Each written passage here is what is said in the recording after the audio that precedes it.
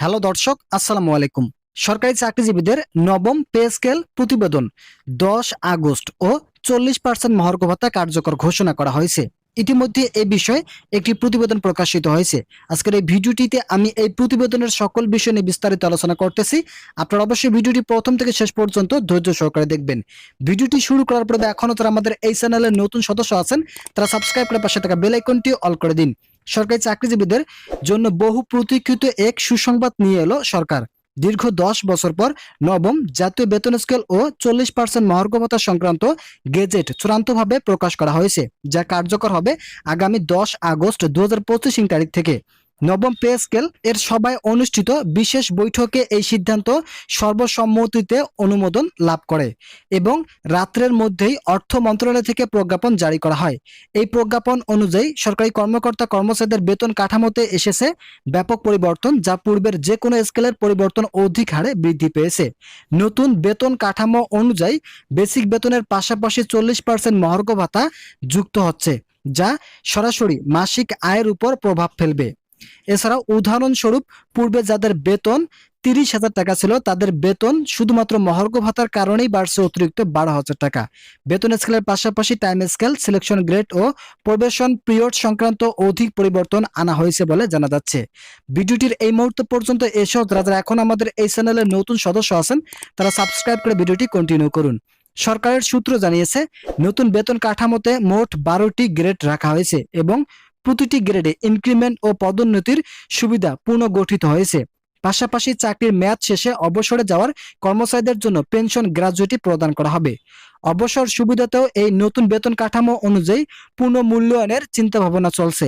এই সিদ্ধান্ত বাস্তবায়নের জন্য ইতিমধ্যেই হিসাব মহানিয়ন্ত্রকের কার্যালয়, অর্থ বিভাগ ও জনপ্রশাসন মন্ত্রণালয়কে নির্দেশনা প্রদান করা হয়েছে, যাতে 10 আগস্ট এর মধ্যে সব অফিসে বেতন কাঠামো হালনাগাদ কাজ শেষ করা যায়। তো বন্ধুরা, যারা যারা সরকারি চাকরিজীবী আছেন তাদের জন্য শুভ কামনা রইল। তারা পরবর্তী আপডেট পেতে অবশ্যই আমাদের এই চ্যানেলটি সাবস্ক্রাইব করে বেল আইকনটি অল করে দিন। বিশেষ করে সরকারি শিক্ষক, পুলিশ, স্বাস্থ্য খাতে এবং মাঠ প্রশাসন ও কারিগরি ক্যাডারদের জন্য আলাদাভাবে কিছু দিক নির্দেশনা জারি করা হবে বলে জানা গেছে। অন্যদিকে এই বেতন বৃদ্ধির কারণে জাতীয় বাজেটে প্রায় 6,000 কোটি টাকা অতিরিক্ত চাপ পড়বে বলে মনে হচ্ছে। তবে অর্থ মন্ত্রণালয় আশ্বস্ত করেছেন যে বাজেট পুনর্বিন্যাস ও বৈদেশিক সহায়তা নিয়েও এই অতিরিক্ত চাপ মোকাবেলা সম্ভব হবে। ইতিমধ্যে কিছু উন্নয়ন প্রকল্প পুনর্মূল্যায়নের মাধ্যমে বাজেট ব্যবস্থাপনা ভারসাম্য আনার প্রক্রিয়া শুরু করেছে। অর্থনীতিবিদরা বলেছেন, সরকারি চাকরিজীবীদের এই আর্থিক সহায়তা দেশের অভ্যন্তরীণ বাজারের চাহিদা বৃদ্ধিতে ভূমিকা রাখবে, যার ফলে ক্ষুদ্র ব্যবসা, ক্ষুদ্র ঋণ, সঞ্চয় ও ভোগ খাতে নতুন গতি আসবে। এজন্য সরকারের প্রতি আহ্বান জানানো হয়েছে যেন বাজার মনিটরিং ও ভর্তুকি নীতিতে স্বচ্ছতা বজায় রাখে। এদিকে শিক্ষক, চিকিৎসক, প্রশাসনিক কর্মকর্তা, পুলিশ এবং সামরিক বাহিনী সহ কর্পোরেশন, সরকারি দপ্তর এই বিষয়টি নিয়ে ইতিমধ্যে মন্তব্য করেছেন সামাজিক যোগাযোগ মাধ্যমে।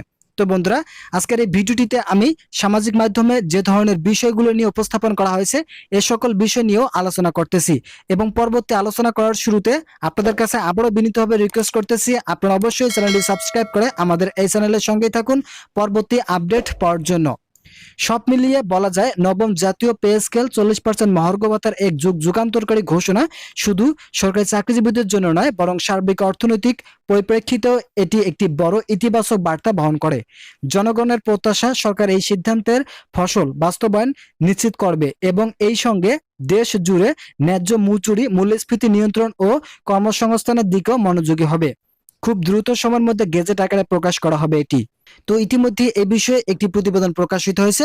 মূলত সরকারি চাকরিজীবীদের জন্য 12টি গ্রেড নির্ধারণ করা হচ্ছে এবং 40% হারে মহার্ঘ ভাতা কার্যকর করার পাশাপাশি নবম পে স্কেল বাস্তবায়ন করা হবে। এই নবম পে স্কেলের মাধ্যমে সর্বনিম্ন বেতন 25,000 টাকা নির্ধারণ করা হবে এবং সর্বোচ্চ বেতন 1,00,000 টাকা।